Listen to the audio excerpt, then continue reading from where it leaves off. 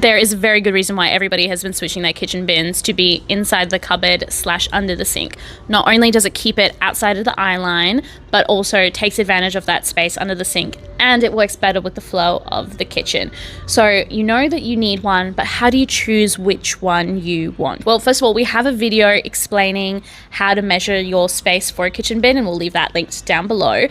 But now you have to choose which one you want. So there's a couple different options. We have single bins that are a singular compartment. This is really good if your general waste is pretty much overflowing, and also if you're working with a really narrow space. Alternatively, and probably our most popular option, is our double pull-out bins. So these have 2 compartments, one for your general and one for your recycling.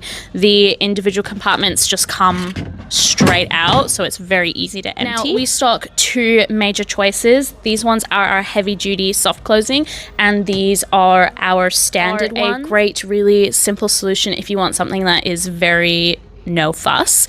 Alternatively, our heavy duty soft close ones are very, very heavy duty.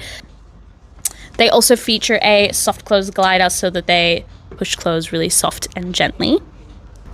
And they also come with door mounting attachments. So if you want one of those ones where you pull open the door and the bin pulls out at the same time, then this is a really great option. And these ones are also backed by a 3-year warranty. So you know it's gonna go the distance. The best part about our bins is that you don't need to be a handyman to install these ones in. They are super easy. It is quite literally 4 screws at the bottom. So go ahead and click that link below. It'll teach you how to measure your bin and show you all your different options so you can figure out which one fits.